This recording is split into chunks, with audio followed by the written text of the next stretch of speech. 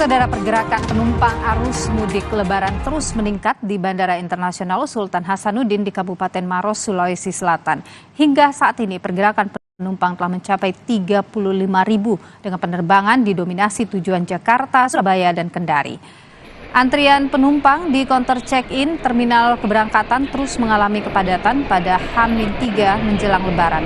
Untuk mengantisipasi membludaknya penumpang, pihak pengelola bersama maskapai menyediakan extra flight dengan 35 penerbangan yang didominasi tujuan Jakarta, Surabaya, dan juga Kendari. Pengelola bandara memprediksi puncak arus mudik jatuh pada H-3 hari ini.